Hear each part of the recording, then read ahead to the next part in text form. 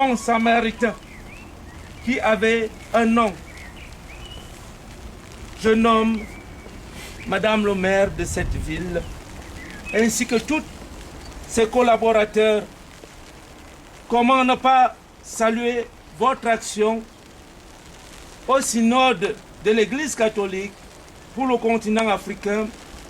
Les pères synodaux comparaient l'Afrique à cet homme abattu, abandonné sur le bord du chemin entre la vie et la mort. Vous donnez à travers votre action de rendre grâce au Seigneur.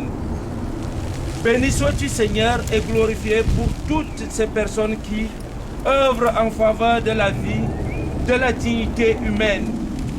Merci. Donc on prie à Allah. Si nos frères c'est un musulman, que Allah met la paix sur son âme. Mais si c'est un chrétien, que Allah met sa miséricorde sur lui. Allahumma aghfir la warhamhum. Allahumma aghfir aqi. Allahumma aghfir aqi. Li Nabi Adama ila akhir Muhammad sallallahu alayhi wa sallam.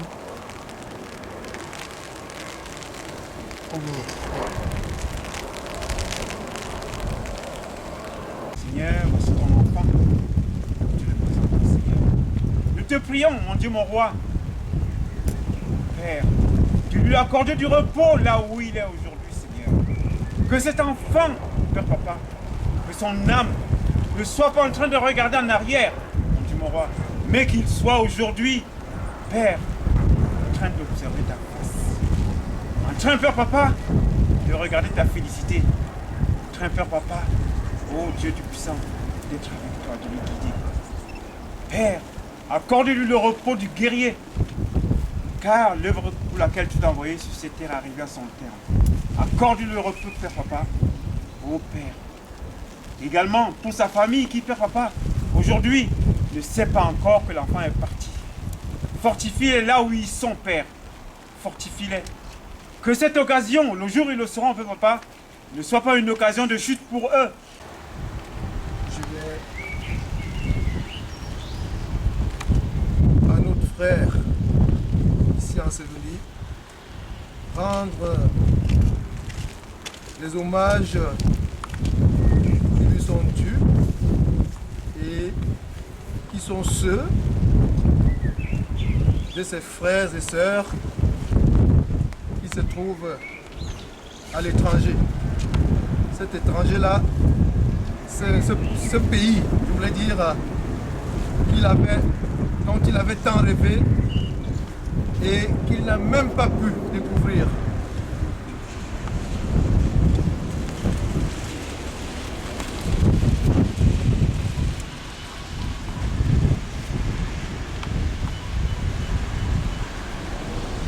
Hommage à toi, notre frère,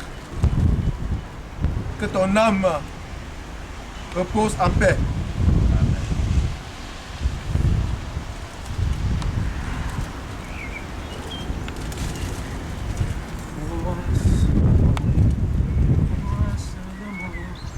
Tout est possible, c'est lui qui croit. Crois seulement. Tout est possible, c'est lui qui croit.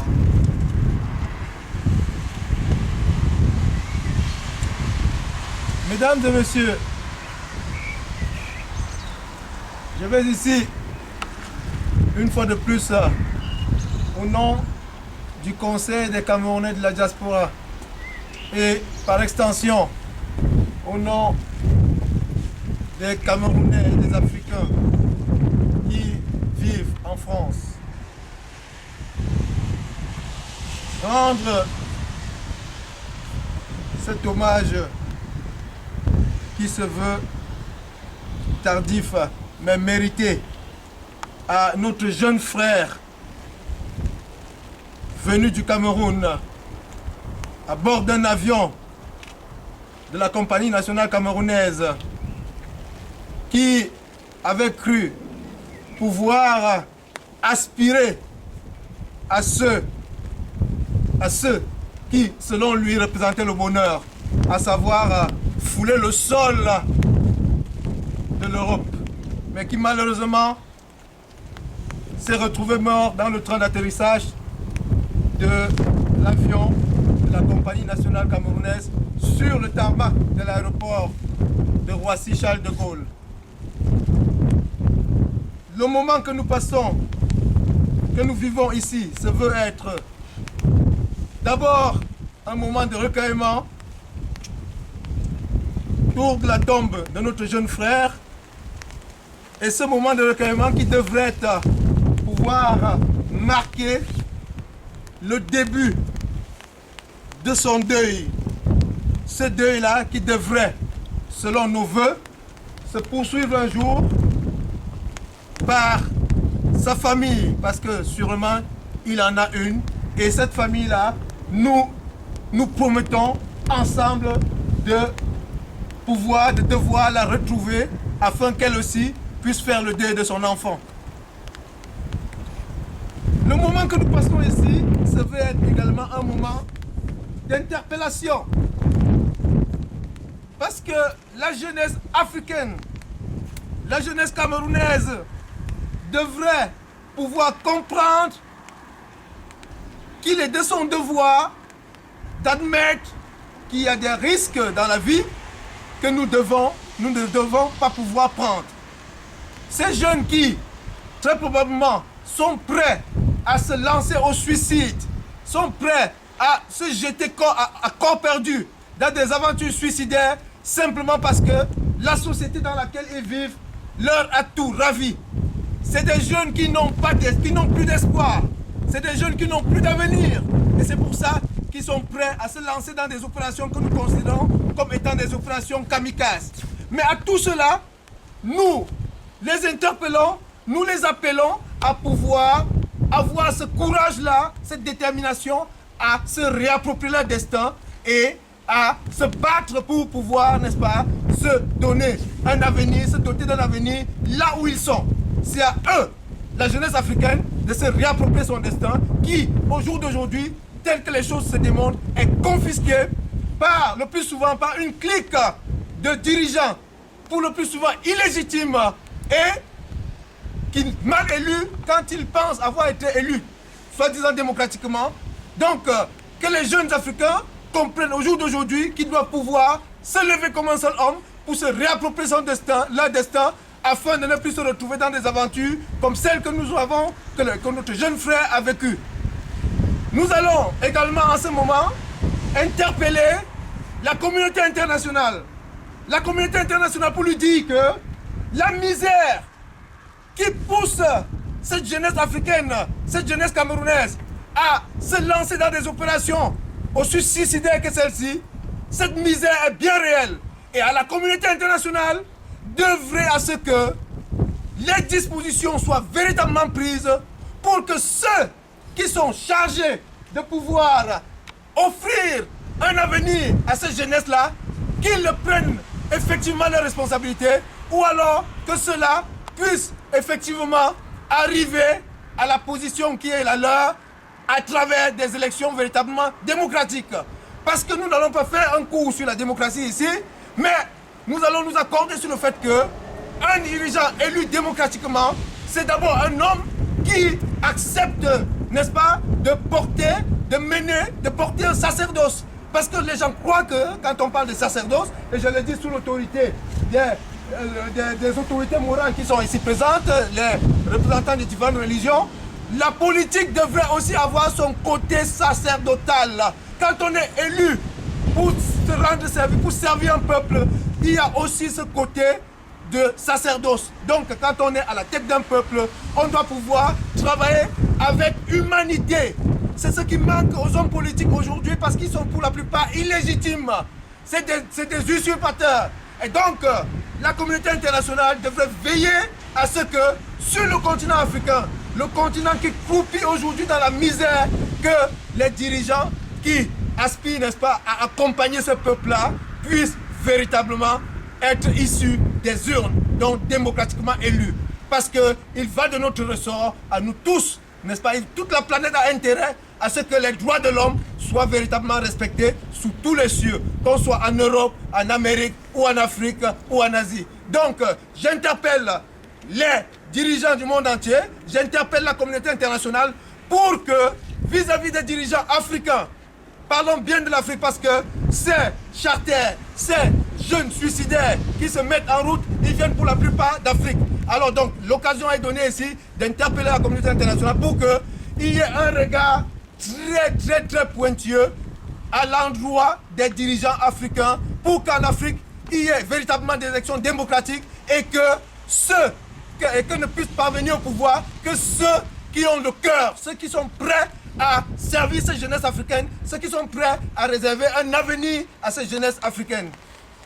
Permettez-moi également de dire que on est ici aujourd'hui en train de nous recueillir sur la tombe d'un des nôtres après qu'il ait, n'est-ce pas, après qu'il ait bénéficié d'une sépulture qui lui a été gracieusement offerte, disons-le, par les habitants et les habitantes et les habitants de la commune dans laquelle nous nous trouvons aujourd'hui et qui s'appelle Beauregard.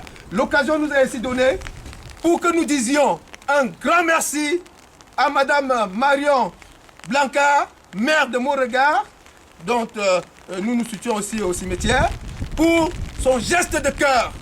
Que ce geste fort qu'elle a posé en donnant une sépulture à notre jeune frère, que ce geste-là puisse inspirer plus d'un homme politique en Afrique.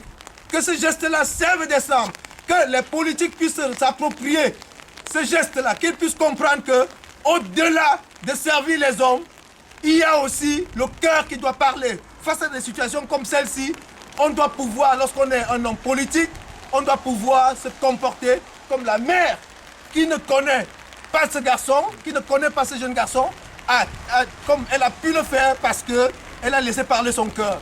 Donc, que les hommes politiques en Afrique, que les hommes politiques au Cameroun, l'ambassade du Cameroun devrait pouvoir, n'est-ce pas, s'en inspirer pour que, à l'avenir, des situations comme ça, que nous ne puissions plus les vivre. Donc, à notre frère, nous disons une fois de plus que ton âme repose en paix, mais sache que, à l'heure actuelle, tu es dans un sol, ou alors tu es sous un sol d'un pays qui se veut être un pays ami. Donc, en attendant que le Conseil des Camerounais de la diaspora entreprenne des initiatives pour permettre le rapatriement de tes restes dans le pays de tes aïeux, dans le pays de tes ancêtres, en attendant, toi, notre jeune frère, repose en paix tant que tu es sous terre en France, parce que c'est un sol ami. Le Conseil des Camerounais de la diaspora, qui au jour d'aujourd'hui se veut être ta première famille en France, s'engage à œuvrer pour que tes restes puissent retourner au Cameroun. Et j'espère bien, par la grâce de Dieu, que nous y arriverons. Repose en paix, notre frère. Au Cameroun, allez, on va chanter.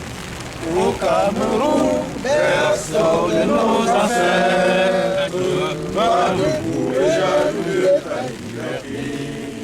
Comme un soleil, ton drapeau fier doit être un symbole ardent de foi et d'unité. Le retour des enfants du nord au sud, ne laisse pas le tout l'amour. Que ce soit des élus, pour remplir le roi. Cherche-les, qui est notre seul et vrai bonheur. Notre gloire, notre vie, notre amour et le grand bonheur.